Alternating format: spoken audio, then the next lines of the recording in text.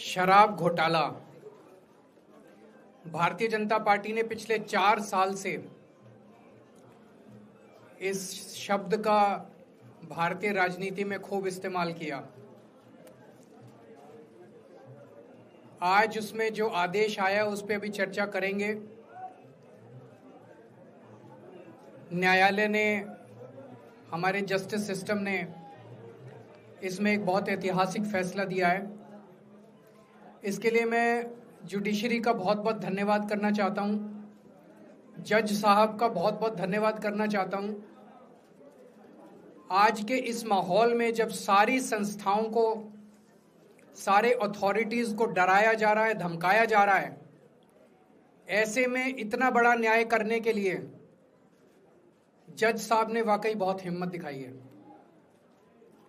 मैं उन सभी वकील भाइयों का धन्यवाद करना चाहता हूं जिन्होंने एक एक कदम हम लोगों का साथ दिया, हमारी ये लड़ाई न्यायालय में लड़ी। मैं खासकर नाम लेना चाहता हूं, अभिषेक मनु सिंघवी साहब का धन्यवाद करता हूं, हरिहरन साहब का धन्यवाद करता हूं, रिबेका मैडम का धन्यवाद करता हूं, विक्रम चौधरी जी का, दयान कृष्णन जी का, रमेश गुप्ता जी का, शादान का, मोहित माथुर जी का, विवेक जैन, रजत, मोहम्मद इरशाद, करण, मुदित जैन, और भी कई नाम है, अगर मेरे से कुछ रह गए हो। बहुत सारे वकीलों ने हमारा साथ दिया, और उन सारे देश भर के लोगों का जिन्होंने पिछले 4 साल से जिस तरह से हमारे ऊपर अत्याचार किया जा रहा था, इतने कठिन समय में हम लोगों का साथ दिया, उनका धन्यवाद करना चाहता हूं। आप जान रहे हैं कि किस तरह से पिछले 4 साल से ईडी को, सीबीआई को, सारी संस्थाओं को इस्तेमाल करके हमारे ऊपर एक शराब घोटाला नाम का एक आरोप लगाया गया। सीबीआई ने, ईडी ने उसमें चार्जशीट फाइल की। आज कोर्ट को प्राइमा फेसी ये निर्णय लेना था कि क्या सबूत और गवाहों के बयानों के आधार पे सफिशिएंट मटेरियल है कि इसमें मुकदमा चलाया जाए। अभी मुकदमा चला नहीं था। कोर्ट को यह निर्णय लेना था कि क्या मुकदमा चलाने लायक सफिशिएंट मटेरियल है, और कोर्ट ने लगभग 600 पेज के आदेश में सारे सबूतों और सारे गवाहों को मद्देनजर रखते हुए ये कहा है कि इतना भी सबूत नहीं है, इतने भी गवाहों के बयान नहीं है, एक निक्का सा भी सबूत नहीं है कि इसमें मुकदमा तक चलाया जा सके। अगर मुकदमा चलाया जाता, 15-20 साल मुकदमा चलता, उसमें बहुत सारे गवाह बुलाए जाते, सबूत रखे जाते, उसके बाद होता, वो तो अलग बात है। कोर्ट का ये कहना है कि इतना टुच्चा केस है, इतना फर्जी केस है, इतना बेकार केस है, इतना गलत केस है। ये मैं नहीं कह रहा, ये भाषा है। आप कोर्ट का ऑर्डर पढ़िए। ये ऑर्डर जो है ये ऐतिहासिक ऑर्डर है। कोर्ट ने कहा है कि इतना फर्जी केस है, इतना फर्जी केस है, एक भी सबूत नहीं है, एक भी गवाह नहीं है कि इसमें मुकदमा भी नहीं चलाया जा सकता। ये पूरा षड्यंत्र किसने रचा, क्यों रचा? ये पूरा षड्यंत्र 2 लोगों ने मिलकर रचा, नरेंद्र मोदी जी और अमित शाह जी। और आज उन दोनों को पूरे देश से माफी मांगनी चाहिए। उन दोनों ने मिलकर षड्यंत्र रचा कि आम आदमी पार्टी को खत्म किया जाए, आम आदमी पार्टी को बर्बाद किया जाए, और उस षड्यंत्र के तहत आजाद भारत का सबसे बड़ा और सबसे घिनौना षड्यंत्र रचा उन लोगों ने। वो देख रहे थे कि दिल्ली में वो हमें नहीं हरा सकते। वो देख रहे थे कि दिल्ली की जनता हमारे कामों से बहुत खुश है। वो देख रहे थे दिल्ली में कामों की राजनीति के आधार पे वो कहीं खड़े नहीं होते। तो उन्होंने एक षड्यंत्र रचा। जनता जानती है कि केजरीवाल ईमानदार, उन्होंने कहा केजरीवाल की ईमानदारी पे चोट करो। जनता जानती है कि आम आदमी पार्टी ईमानदारी, उन्होंने कहा आम आदमी पार्टी की ईमानदारी पे चोट करो। उन्होंने आम आदमी पार्टी को खत्म करने के लिए षड्यंत्र रचा और बोले केजरीवाल बेईमान है, केजरीवाल बेईमान है, केजरीवाल बेईमान है, केजरीवाल ने शराब घोटाला किया, केजरीवाल पैसे खा गया, केजरीवाल ने 100 करोड़ रुपए खा लिए।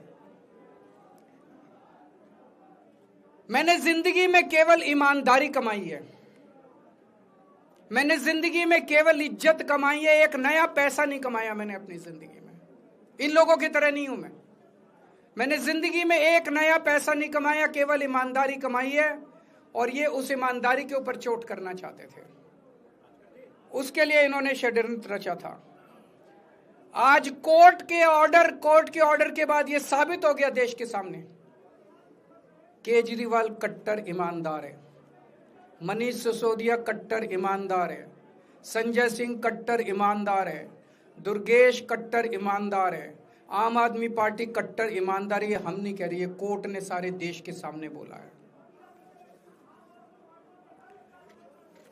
कई लोग ये कहते हैं जेल से आने के बाद केजरीवाल चुप क्यों हो गया, केजरीवाल गायब हो गया, केजरीवाल कहां गया। मैं कोई नेता नहीं हूं, मैं कोई पॉलिटिशियन नहीं हूं। पॉलिटिशियन को फर्क नहीं पड़ता, उनको 4 गाली दे दो, मोटी चमड़ी होती है उनकी। मैंने जिंदगी में केवल ईमानदारी कमाई है। मेरे को जब कोई बेईमान बोलता है मुझे फर्क पड़ता है।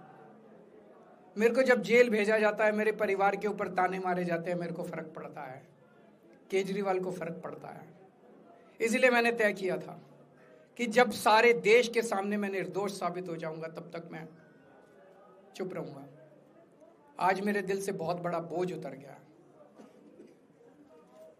मैं मोदी जी को कहना चाहता हूं, मोदी जी, आपने हमारे ऊपर इतने केस कर लिए, आपने ईडी छोड़ दी, आपने सीबीआई छोड़ दिया, आपने पुलिस छोड़ दिया, आपने इनकम टैक्स छोड़ दिया हमारे पीछे, आपने जेल भेज दिया हमारे 5 सबसे बड़े नेताओं को। आम आदमी एक समय ऐसा था जब आम आदमी पार्टी के सबसे टॉप के 5 नेता जेल में थे एक साथ। उसके बाद भी केजरीवाल का कुछ नहीं बिगाड़ सके। अब तो एक ही तरीका बचा है मोदी जी केजरीवाल से निपटने का, केजरीवाल का कत्ल करवाना पड़ेगा, केजरीवाल की हत्या करवानी पड़ेगी। उसके अलावा अब केजरीवाल आपसे संभलने वाला नहीं है। अब आपके बस का नहीं है केजरीवाल, आपने सब कुछ करके देख लिया, अब केजरीवाल का कत्ल ही करवाना पड़ेगा। और एक तरीका है, मैं पहले भी बोल चुका, लेकिन वो मोदी जी के बस का नहीं है। मैंने 500 स्कूल बनवाए दिल्ली में, आप 5000 स्कूल बनाओ। मैंने दिल्ली की सड़कें अच्छी करी, आप पूरे देश की सड़कें ठीक कर दो, देखो केजरीवाल को कोई पूछेगा ही नहीं। केजरीवाल ने 200 मोहल्ला क्लिनिक बनाए, आप 20,000 मोहल्ला क्लिनिक बनाओ। आप तो देश के प्रधानमंत्री हो, अरे अच्छे काम करो ना। वो नहीं होता मोदी जी से, वो मोदी जी से नहीं होता। मैं उनको कहना चाहता हूं, प्रधानमंत्री जी, केवल सत्ता की जो प्रधानमंत्री मोदी जी की और अमित शाह जी की सत्ता की हवस है, ये उसका नतीजा है जो ये षड्यंत्र रचा गया। और इस षड्यंत्र का मैं बहुत छोटा हूं, हमारे परिवार ने बहुत भुगत भोगी है। मैं जेल गया, मेरी मां बीमार रहती है बहुत ज्यादा, उसको अस्पताल में एडमिट कराना पड़ा, बहुत रोई मेरी मां, बहुत रोई। इनकी पत्नी मनीष सिसोदिया जी की पत्नी, उनको मल्टीपल स्क्लेरोसिस डिजीज है, सब लोग जानते हैं। जब सुप्रीम कोर्ट में केस चल रहा था, संजीव खन्ना जी ने कहा कि बहुत गंदी बीमारी है, उनके नीचे का पूरा पोर्शन काम नहीं करता और धीरे धीरे बीमारी बढ़ती जा रही है। हमारे परिवार ने बहुत भुगता है, लेकिन वो इंपॉर्टेंट नहीं है, हम इंपॉर्टेंट नहीं है, हमारा परिवार भी इंपॉर्टेंट नहीं है। लेकिन मोदी जी और अमित शाह जी के षड्यंत्र का खामियाजा जो दिल्ली भुगत रही है, दिल्ली के 3 करोड़ लोग भुगत रहे हैं, उसकी भरपाई कौन करेगा। आज दिल्ली में कहीं चले जाओ, सारी सड़कें टूटी पड़ी हैं, अस्पतालों में दवाइयां मिलनी बंद हो गई हैं, मोहल्ला क्लिनिक बंद किए जा रहे हैं, स्कूलों का बुरा हाल हो रहा है। पूरे दिल्ली में पोल्यूशन इतना ज्यादा कभी दिल्ली की जनता ने नहीं देखा था। यमुना का बहुत बुरा हाल हो गया है। एक चीज बता जो तो दिल्ली में इन्होंने ठीक करी हो, पूरी दिल्ली का बेड़ा गर्क कर दिया। सबसे बड़ा खामियाजा मोदी जी और अमित शाह जी की सत्ता की हवस, उसका सबसे बड़ा खामियाजा दिल्ली के 3 करोड़ लोगों ने भुगता है। दिल्ली के लोगों से जाके पूछो।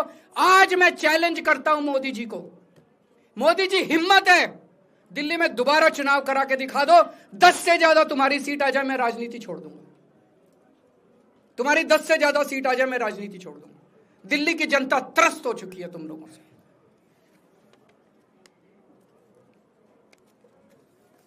मैं मोदी जी को कहना चाहता हूं, अगर आपने सत्ता हासिल करनी है, कुछ पॉजिटिव काम करके सत्ता हासिल करो। आज देश के सामने इतनी बड़ी बड़ी समस्याएं हैं। आज देश का युवा दुखी है, देश का व्यापारी दुखी है, देश का उद्योगपति दुखी है। आज अमेरिका हमें आंखें दिखा रहा है। मोदी जी की हिम्मत नहीं है जो ट्रंप के खिलाफ एक शब्द बोल दें। ट्रंप के खिलाफ रोज ट्रंप गालियां देता है मोदी जी को, रोज ट्रंप गालियां देता है भारत को, रोज ट्रंप गालियां देता है हमारे देश को। मोदी जी के हमारा प्रधानमंत्री भीगी बिल्ली बना हुआ है। अरे देश संभालिए ना, आपको हमने देश चलाने को दिया था और आप केजरीवाल में उलझ गए, आप आम आदमी पार्टी में उलझ गए। पॉजिटिव काम करके सत्ता हासिल कीजिए, ये नेगेटिव काम करना बंद कीजिए।